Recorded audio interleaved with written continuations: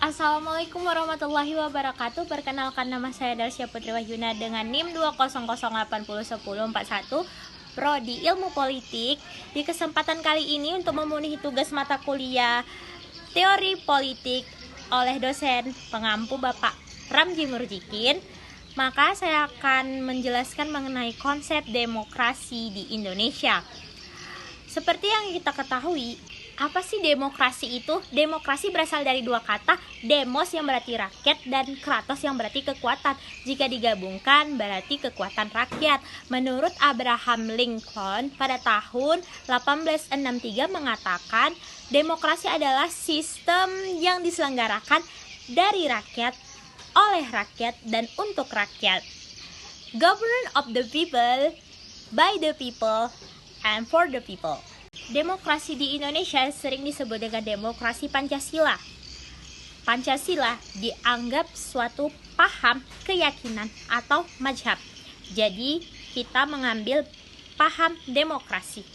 Paham demokrasi itu ada 4, dijiwai, dipahami, dilandasi, dan diwarnai. Yang pertama, dijiwai. Dijiwai itu terdapat roh Pancasila. Dijiwainya itu tertera bahwa nilai-nilai dasar Pancasila seperti ketuhanan yang Maha Esa, kemanusiaan, dan seterusnya. Lalu, paham demokrasi di Indonesia, rohnya atau jiwanya yang pertama adalah kerakyatan yang dipimpin oleh hikmah.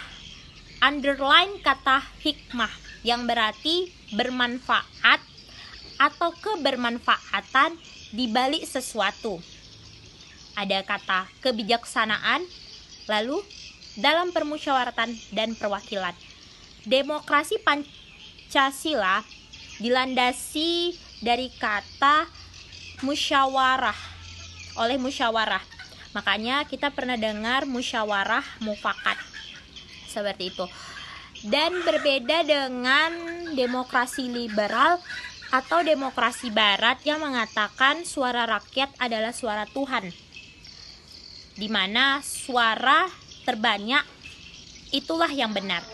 Maka berbeda dengan demokrasi Pancasila, yang benar adalah yang sudah melalui permusyawaratan dan terdapat hikmah kebermanfaatannya. Lalu paham demokrasi yang kedua itu dipahami. Kekuatan batin mendorong perilaku demokrasi. Berarti ada kata spirit.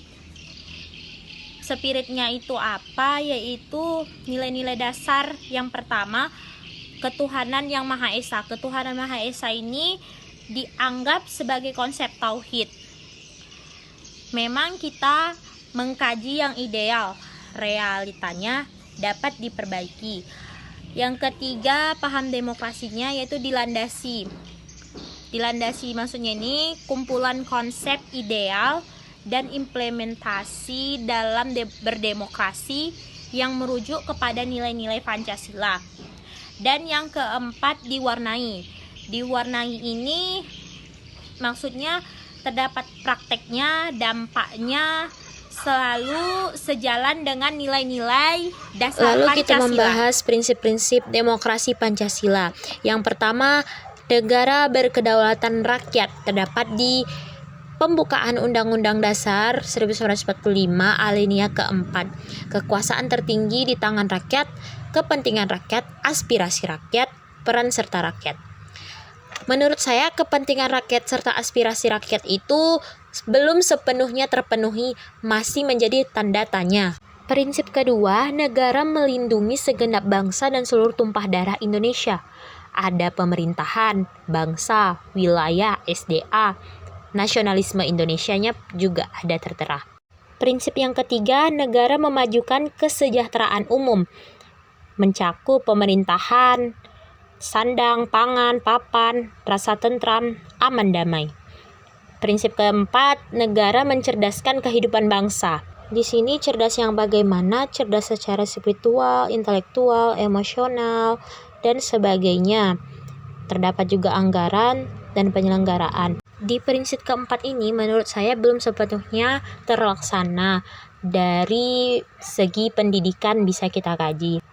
Prinsip yang kelima ada negara, ketertiban dunia, kemerdekaan, perdamaian abadi, dan keadilan sosial.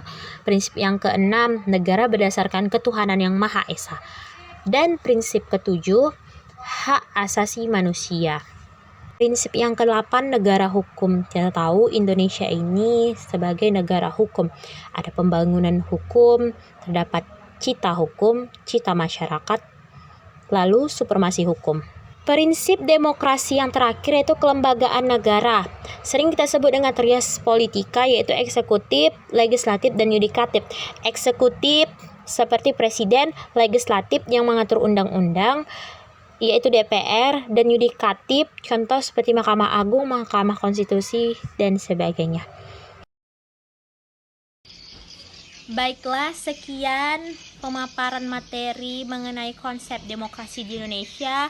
Lebih dan kurang saya mohon maaf. Terima kasih banyak. Wassalamualaikum warahmatullahi wabarakatuh.